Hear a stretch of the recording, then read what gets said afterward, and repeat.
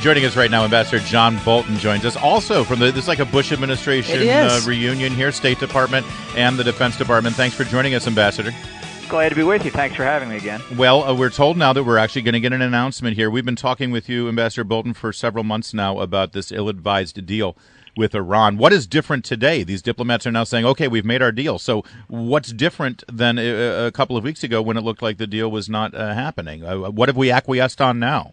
Well, that'll be the big question. I think we've probably made all the concessions the Iranians could think of to ask for, so they finally decided to sign the deal. But I'll have to say this, quite apart from all the policy mistakes inherent in this deal, nobody should think that the discussions are over. The way the Iranians do this kind of thing, they're going to sign this deal, and then we'll just move on to more negotiations. Can the international inspectors get to the weapons sites? Will they disclose their prior military activities, and so on and so forth? These issues aren't going to be resolved by this deal. They're simply going to be papered over for more conversation later. But meanwhile, unlike what we were assured of back in May when the President and Secretary of State said, oh, no, we're not going to lift any of these sanctions until we can verify that they're in compliance, apparently they will have many of these sanctions lifted. Hundreds of millions of dollars will flow to Iran. Is there any assurance that that money won't be used in terror activity against us and our allies? No, none whatever. And, this is, I think, a point people need to understand about the congressional consideration of this deal. There will come a point after we sign it when there will be a vote in the UN Security Council to lift the Security Council sanctions that have been in place these last 9 years. Once that happens, and the president's obviously committed to do that, Europe will lift its sanctions. Russia, China, which were never very good on enforcing the sanctions to begin with, will lift theirs. The rest of the world will.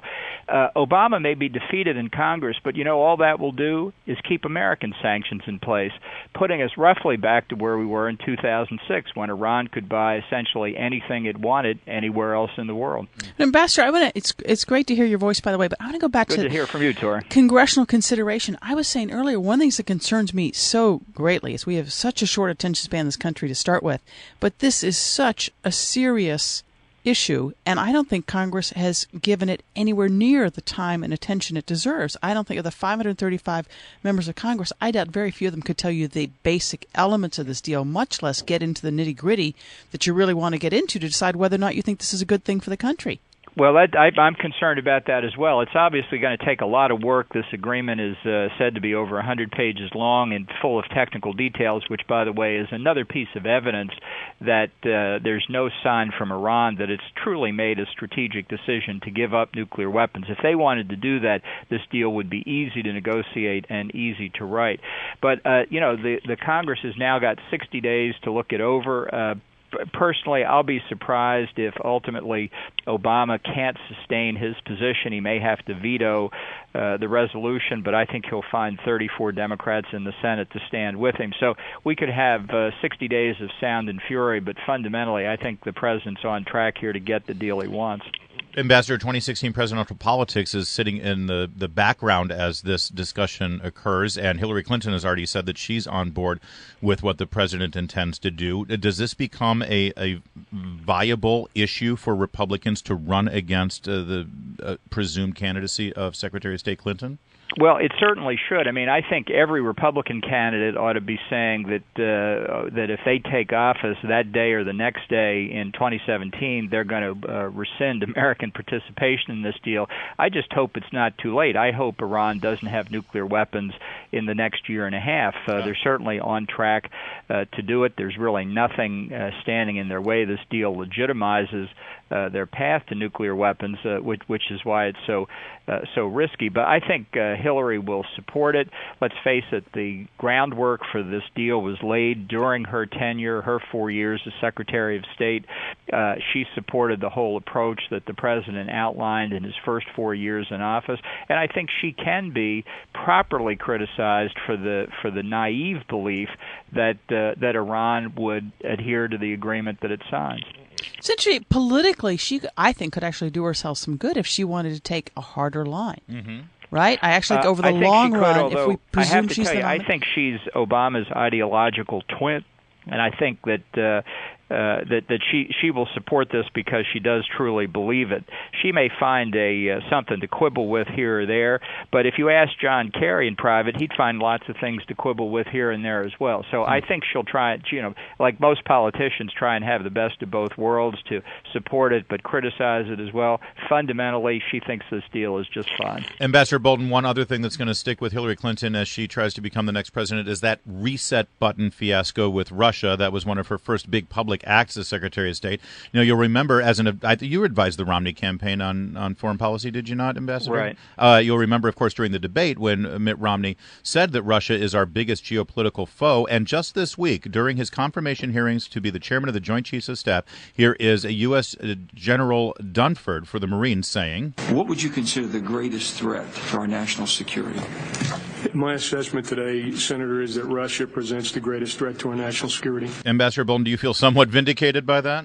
Well, I must have done a double take when I heard that, thinking to myself, I wonder whose hair is now on fire inside the White House. Hey, who nominated this guy? But, look, he's simply saying what I think was on Romney's mind. Russia was in 2012, remains today, the principal locus of nuclear weapons that could be turned against the United States. When you look at threats to the United States, the first thing you look at is capabilities, and that's an enormous capability that we still have to worry about. So I don't think either statement by Romney or General Dunford were so extraordinary. I think it reflects reality. What was extraordinary is that Obama, to this day, doesn't understand it.